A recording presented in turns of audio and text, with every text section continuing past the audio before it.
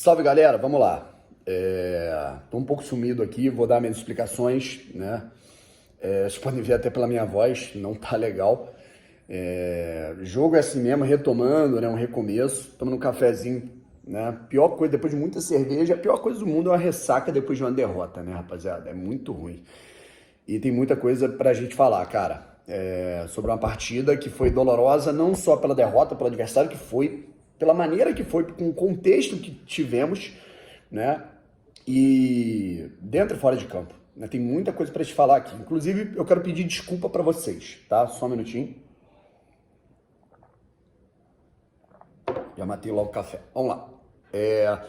É um recomeço de ida à arquibancada, né? E quem me acompanha aí desde 2018, 2019, sabe que eu não... Assim, no Rio de Janeiro é muito raro eu perder jogo do Botafogo. Eu não perco o jogo do Botafogo, de jeito nenhum.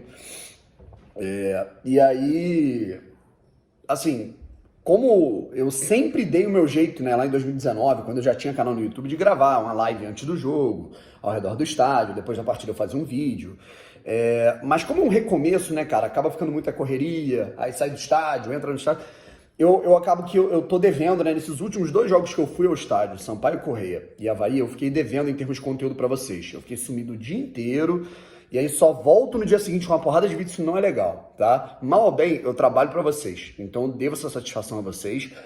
Prometo que no próximo confronto contra o CRB, a gente vai ter uma coisa muito mais organizada. Se não tiver live, pelo menos vai ter vídeo, tá bom? Prometo isso. Independente de vitória ou de derrota, a gente tem que estar aqui falando, mas foi muita correria, né, cara? Enfim, mas vamos lá.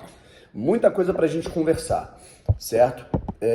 Se inscreve no canal, deixa o like, ativa o sininho, você já sabe como é que funciona todo o processo. Vamos falar primeiro do jogo, tá? Botafogo entrou em campo contra o Avaí, né? E aí pulando muita parte aqui, cara. Vamos falar do segundo tempo, em específico. Primeiro tempo foi um jogo truncado. Botafogo chegou 2 vezes ali em 2 bolas de segurança que o goleiro do Avaí pegou. Tivemos 2 lances ali de perigo do Avaí também, uma cabeçada perigosa e tudo mais. E mais nada, tá? E foi um primeiro tempo muito equilibrado, né, cara? De estudo. E eu, assim... indo, né, no estádio, na arquibancada, trocando ideia com a galera, indo ali no banheiro, aí o cara vai dar a opinião dele. Eu tinha uma opinião muito clara para mim e que talvez não fosse tão evidente para todos, né? Não, assim, eu não tô certo totalmente, mas era a minha interpretação sobre tudo que estava acontecendo, de que era completamente natural o primeiro tempo que foi feito pela equipe. Eu vi muita gente, assim, até vaiando o time no intervalo. Tem gente que enxerga isso como algo bom, porque mostra que a torcida não está satisfeita com o empate. Porém, eu não achei justa a vaia, né? Por que eu não achei justa a vaia?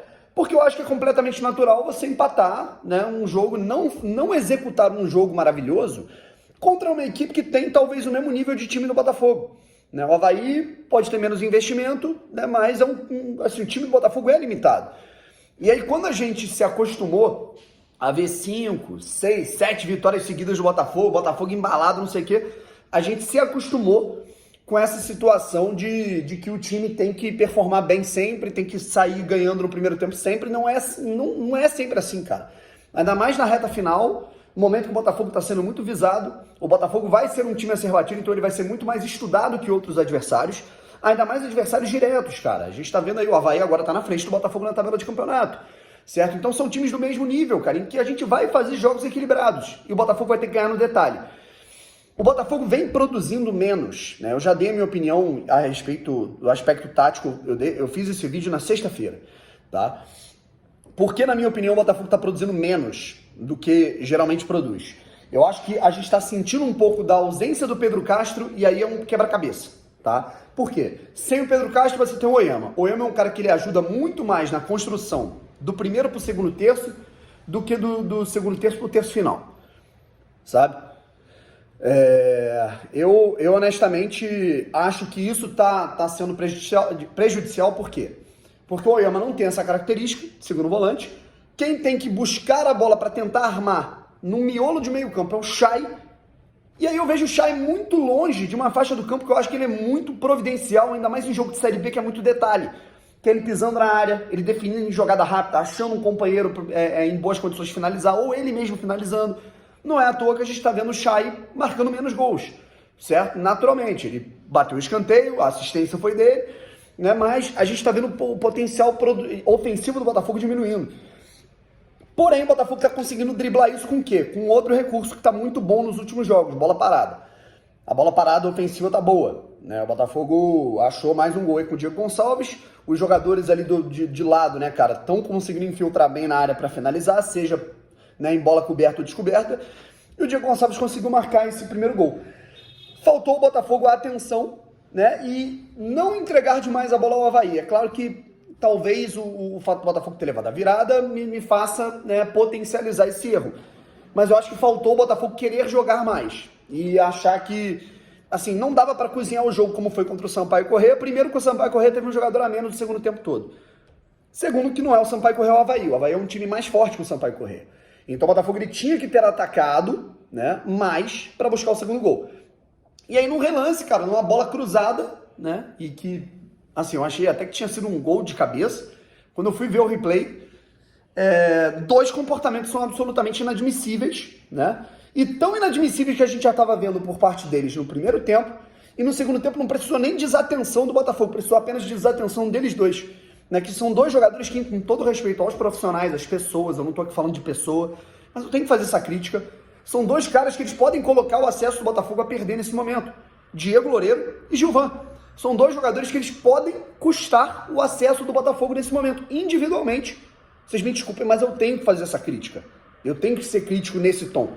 Porque o que eles estão fazendo é basicamente o que o Diego Loureiro fez contra o CSA, o que o Gilvan vem fazendo jogo a jogo, é o que a gente está tendo, né, nesse sentido, de dois caras que individualmente eles estão atrapalhando muito. O Botafogo venceu o jogo por 1-0, era um jogo equilibrado, e o desequilíbrio para o Avaí empatar e desempatar foi justamente o que a gente está reclamando aqui, Gilvan e Diego Loureiro.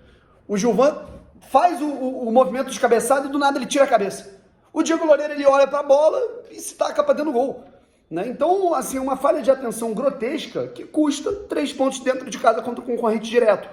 O Botafogo naturalmente sentiu o gol, o Avaí gostou do jogo, e mais uma jogada ali pelo lado do Gilvan, há um chute, o Diego Loureiro espalma para frente da área, quem é que tá ali? Isso que é o pior de tudo, né, cara? Para contextualizar todo o ambiente horroroso de caos, Bruno Silva, né? A gente tomou o gol da virada, o gol da vitória do Avaí foi do Bruno Silva, né? Então, isso tudo, obviamente, mexe com o brilho do torcedor que tá ali na arquibancada, certo? Aí a gente já pula para um outro aspecto, tá bom? O jogo foi horroroso, não tinha mais o que fazer, o Botafogo não conseguia acertar nada, 2-1, e durante a partida a gente via ali um Botafogo nervoso dentro e fora de campo. Quando eu falo da torcida, o cara, eu tô pedindo para vocês analisarem a emoção, tá? Não tô pedindo para vocês analisarem razão, e sobre a razão eu vou falar daqui a pouco, tá? Mas você se coloca no lugar do cara que vai ao estádio depois de tanto tempo, tem que pagar 200, 300 reais. Eu, por exemplo, gastei no mínimo isso para ir levar a minha namorada, a Vitorinha. Perdão. Fui pro jogo, vejo o Botafogo tomar uma virada dentro de casa pro Avaí, que é um concorrente direto, com o gol do Bruno Silva, né, que é um cara que saiu daqui com toda a maneira que foi, xingando o torcedor, desrespeitando o Botafogo. Né? Eu consigo manter o controle, mas tem gente que não consegue. Tem gente que, vê o técnico ali e começa a discutir, começa a brigar, né? Começa a falar, começa a vaiar. Né? Eu gosto desse tipo de comportamento? Não gosto, mas eu não tenho que julgar. Né? O cara pagou o ingresso, ele se comporta da maneira que ele quer dentro do estádio, contanto que ele não, né, infrinja nenhuma norma, nenhuma lei. Né?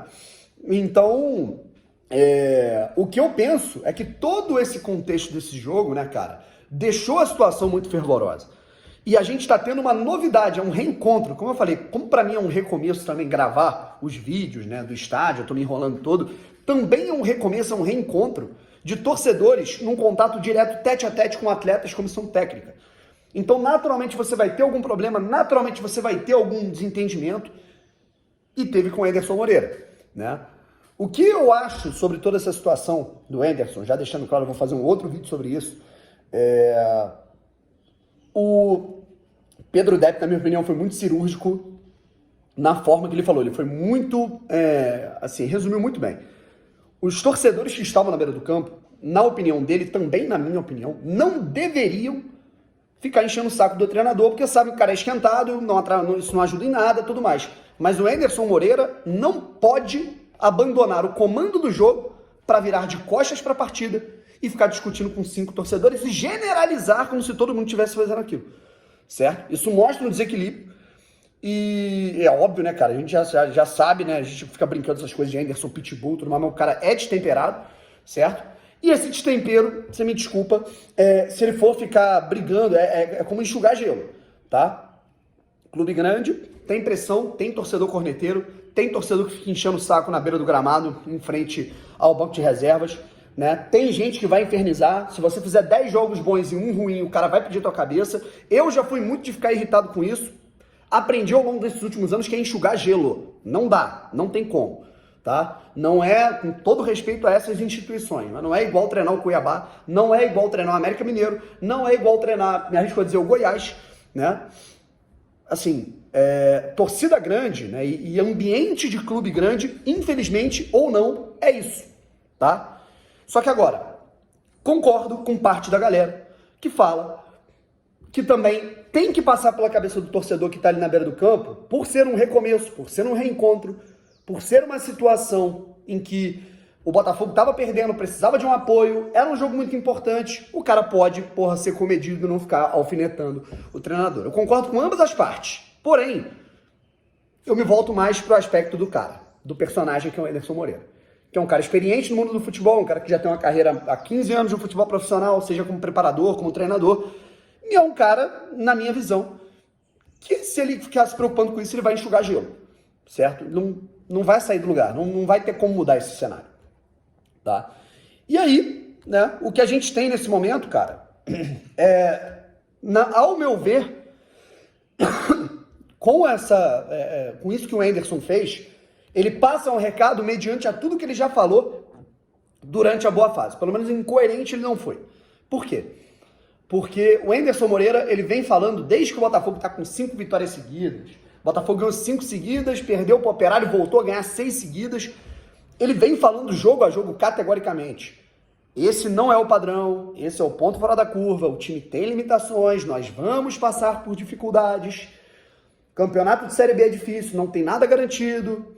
A gente sabe que existem momentos de oscilação e a gente vai ter que estar preparado para oscilar.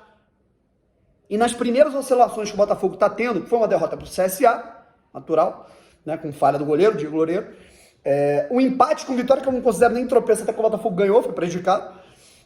E agora a derrota para o Avaí, que realmente eu diria que foi a derrota mais dolorosa, né, do Anderson no comando técnico do Botafogo. A primeira derrota dele como mandante, inclusive. Primeiro resultado que não uma vitória dele como mandante no Newton Santos.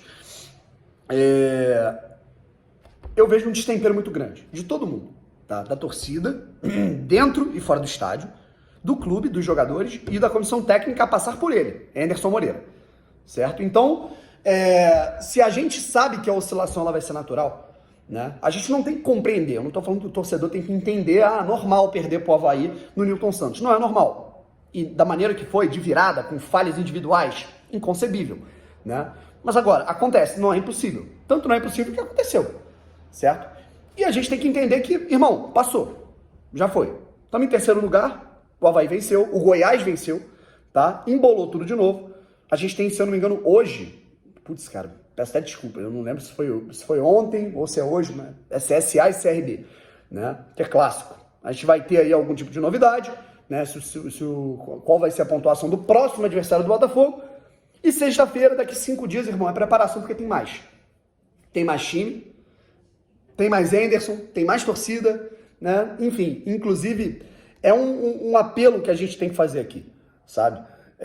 Se a gente teve esse desentendimento, putz, cara, os torcedores poucos que foram pra lá, a maioria vaiou, arrumou confusão com o técnico, porra, o técnico foi lá e virou de costas e olhou pra torcida, irmão, momento de analisar tudo, peneirar, irmão, união, tá? Fechou, já foi, perdeu pro Avaí, vida que segue, agora tem outra decisão de campeonato, venceu o CRB, a tranquilidade se mantém. Se mantém não, volta, porque o ambiente não tá mais tranquilo, certo? Tem que ganhar do CRB, para não correr qualquer tipo de risco com um alerta vermelho muito ligado, certo? Isso é muito importante, isso é preponderante que o Botafogo vença o próximo jogo, e para isso tem que haver uma união.